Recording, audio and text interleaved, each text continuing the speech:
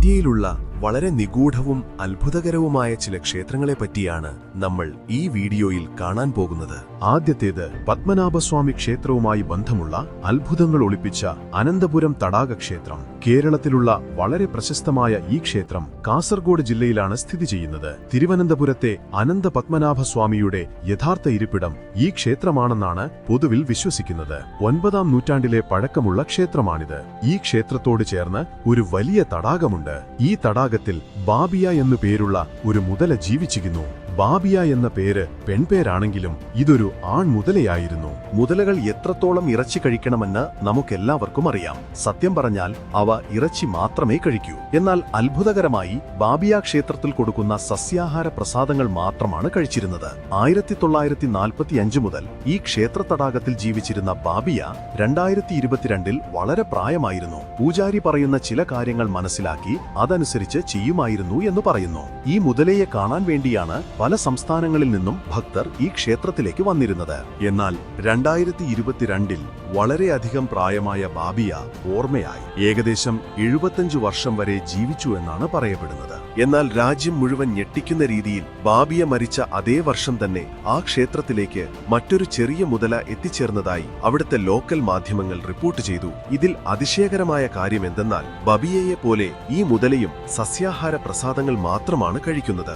ഒരു മുതല മരിച്ച് ഒരേ വർഷം തന്നെ മറ്റൊരു മുതല അവിടെ എത്തിയതും വന്ന മുതല പഴയ മുതലയെപ്പോലെ സസ്യാഹാരം കഴിക്കുന്നതും ആർക്കും വിശദീകരിക്കാൻ കഴിയാത്ത ഒരു രഹസ്യമായി തന്നെ തുടരുന്നു. ബിജ്ലി മഹാദേവ് ക്ഷേത്രം ഹിമാചൽ പ്രദേശിലെ കുളു താഴ്വരയിലുള്ള കഷാവരി ഗ്രാമത്തിലാണ് സ്ഥിതി ചെയ്യുന്നത്. കടൽ നിരപ്പിൽ നിന്ന് ഈ ക്ഷേത്രം 2460 മീറ്റർ ഉയരത്തിലാണ്. ഇന്ത്യയിലെ ഏറ്റവും പഴക്കം ചെന്ന ക്ഷേത്രങ്ങളിലൊന്നായ ഇത് ഹൈന്ദവ മതത്തിലെ പ്രധാന ദൈവങ്ങളിൽ ഒരാളായ ശിവനു വേണ്ടി പണികഴിപ്പിച്ചതാണ്. ബിജ്ലി എന്നാൽ ഇടിമിന്നൽ എന്നാണ് അർത്ഥം. ഏറ്റവും കൂടുതൽ ഇടിമിന്നൽ ഏൽക്കുന്ന പ്രദേശത്താണ് ഈ ക്ഷേത്രം നിർമ്മിച്ചിരിക്കുന്നത്. എന്നാൽ ക്ഷേത്രത്തിന് ബിജ്ലി ക്ഷേത്രം എന്ന് പേര് വരാനുള്ള കാരണം ഇതല്ല.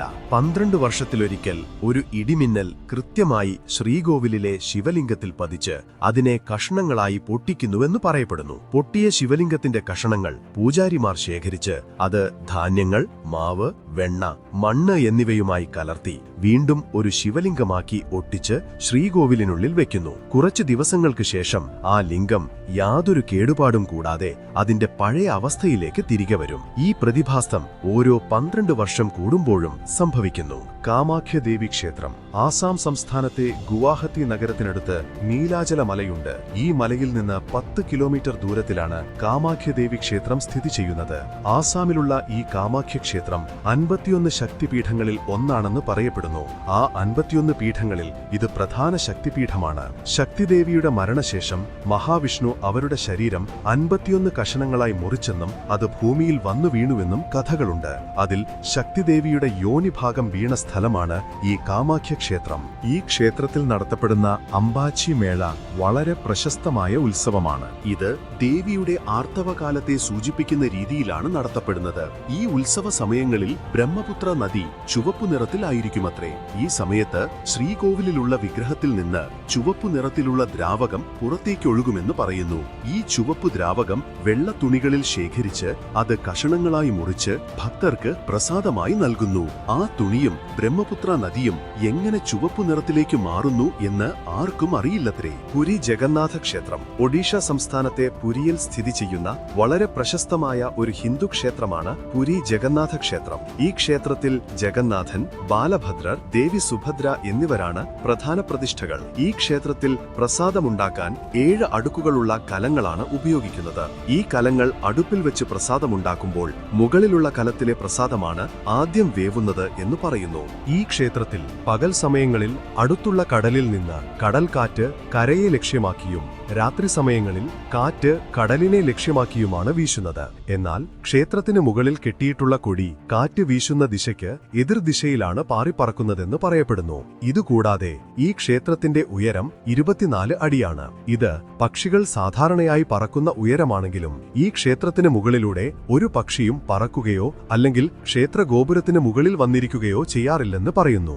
മട്ടങ്കേശ്വർ മഹാദേവ് ക്ഷേത്രം മധ്യപ്രദേശിൽ സ്ഥിതി ചെയ്യുന്ന ഈ മട്ടങ്കേശ്വർ ക്ഷേത്രം വളരെ പഴക്കമുള്ള ഒരു ക്ഷേത്രമാണ്. ഇതുകാരണം ഇവിടെ ധാരാളം ഭക്തർ ആരാധനയ്ക്കായി വരുന്നു. എല്ലാ വർഷവും കാർത്തിക മാസത്തിലെ പൗർണമി നാളിൽ ഈ ക്ഷേത്രത്തിലെ ശിവലിംഗം 1 ഇഞ്ച് വളരും എന്ന് പറയപ്പെടുന്നു. എല്ലാ വർഷവും കാർത്തിക മാസത്തിലെ പൗർണമി നാളിൽ ഈ ശിവലിംഗത്തിന്റെ ഉയരം അളക്കാറുണ്ട്. ഓരോ തവണയും ഇത് മുൻ വർഷത്തെ അളവിനേക്കാൾ 1 ഇഞ്ച് കൂടുതലായിരിക്കും എന്ന് പറയുന്നു. ഇതിന് പിന്നിലുള്ള കാരണം കണ്ടെത്താൻ ചില ഗവേഷണങ്ങൾ നടത്തിയെങ്കിലും അതിനുള്ള കാരണം ഇന്നും കണ്ടെത്താൻ കഴിഞ്ഞിട്ടില്ലെന്ന് പറയുന്നു. നിധിവാൻ ക്ഷേത്രം ഉത്തർപ്രദേശിലെ ബൃന്ദാവൻ ജില്ലയിൽ സ്ഥിതി ചെയ്യുന്ന ഈ ക്ഷേത്രം വളരെ പഴക്കമുള്ള ഒരു ക്ഷേത്രമാണ്. ഇതിനെക്കുറിച്ച് പല കഥകളും ഇന്നും പ്രചാരത്തിലുണ്ട്. കൃഷ്ണൻ ഇന്നും തന്റെ ഗോപികമാർക്കൊപ്പം ഇവിടെയുണ്ടെന്നാണ് വിശ്വാസം. അദ്ദേഹം രാത്രി സമയങ്ങളിൽ അവർക്കൊപ്പം നൃത്തം ചെയ്യുമെന്നും പറയുന്നു. അതുകൊണ്ട് തന്നെ രാത്രി സമയങ്ങളിൽ ക്ഷേത്രവാതിലുകൾ അടച്ചിടും. ആർക്കും അകത്തേക്ക് പ്രവേശനം അനുവദനീയമല്ല. 10 വർഷങ്ങൾക്ക് മുൻപ് ജയ്പൂരിൽ നിന്നുള്ള ഒരു ഭക്തൻ കൃഷ്ണനെ കാണാൻ വേണ്ടി രാത്രി സമയത്ത് ക്ഷേത്രവളപ്പിൽ തങ്ങിയിരുന്നു. രാവിലെ ക്ഷേത്രനട തുറന്ന സമയം അയാൾ ബോധമില്ലാത്ത നിലയിലായിരുന്നുവെന്നും ബോധം വന്നതിനു ശേഷം അദ്ദേഹത്തിന് മാനസികാസ്വാസ്ഥ്യം വന്നതായും പറയുന്നു. അതിനുശേഷം ആരും രാത്രി സമയങ്ങളിൽ ആ ക്ഷേത്രത്തിനുള്ളിൽ പ്രവേശിക്കാൻ ശ്രമിച്ചിട്ടില്ലത്രേ. ഈ ക്ഷേത്രത്തിൽ രംഗമഹൽ എന്ന് വിളിക്കപ്പെടുന്ന ഒരു മുറിയുണ്ട്. ഇവിടെ കൃഷ്ണൻ തന്റെ കാമുകിയായ രാധയോടൊപ്പം വിശ്രമിക്കുന്നുവെന്നാണ് വിശ്വസിക്കുന്നത്. അതുകൊണ്ട് എല്ലാ ദിവസവും രാത്രി 7 മണിക്ക് മുൻപ് ഈ മുറി അലങ്കരിച്ച് കിടക്ക തയ്യാറാക്കി കുടിവെള്ളം വെച്ച് രാധാദേവിക്ക് അലങ്കാര വസ്തുക്കൾ വെച്ച് മുറി അടച്ചിടും. അടുത്ത ദിവസം രാവിലെ 5 മണിക്ക് മുറി തുറക്കുമ്പോൾ ചെമ്പിൽ വെച്ചിരുന്ന കുടിവെള്ളം കാണാതായിരിക്കുമെന്ന് പറയുന്നു. കർണി ദേവി ക്ഷേത്രം എലിക്ഷേത്രം എന്ന് വിളിക്കപ്പെടുന്ന കർണി ദേവി ക്ഷേത്രം രാജസ്ഥാൻ സംസ്ഥാനത്തെ ദേശ്നോക് നഗരത്തിലാണ് സ്ഥിതി ചെയ്യുന്നത്. ഈ ക്ഷേത്രത്തിൽ വെള്ള എലികൾ, കറുത്ത എലികൾ എന്നിങ്ങനെ ആയിരക്കണക്കിന് എലികളുണ്ട്. ഈ എലികളെ കർണി ദേവിയുടെ കുട്ടികളായിട്ടാണ് കാണുന്നത്. ഇത് കാരണം ഈ എലികളെ ദൈവത്തിന് തുല്യമായി ആരാധിക്കുന്നു. ഇതുകൂടാതെ ക്ഷേത്രത്തിൽ വരുന്ന ഭക്തർക്ക് ഈ എലികൾ കുടിക്കുന്ന പാലും പഴങ്ങളും പലഹാരങ്ങളുമാണ് പ്രസാദമായി നൽകുന്നത്. ക്ഷേത്രത്തിൽ മുഴുവൻ കറങ്ങി നടക്കുന്ന ഈ എലികൾ അവിടെയുള്ള പ്രസാദ വസ്തുക്കളിൽ കയറി നിൽക്കുന്നതും അത് കഴിക്കുന്നതും എലികൾ കഴിച്ച ഈ പ്രസാദങ്ങൾ ഭക്തർ ഇഷ്ടപ്പെട്ട് കഴിക്കുന്നതും ഈ ക്ഷേത്രത്തിൽ കാണാവുന്ന സാധാരണ കാഴ്ചകളാണ്. ഈ എലികൾ കഴിച്ച ഭക്ഷണ വസ്തുക്കൾ ഭക്തർ കഴിച്ചാലും അവർക്ക് ഒരു രോഗവും വരില്ലെന്നും അതിനു പകരം എന്തെങ്കിലും രോഗങ്ങളുണ്ടെങ്കിൽ അത് മാറുമെന്നുമാണ് വിശ്വസിക്കപ്പെടുന്നത്.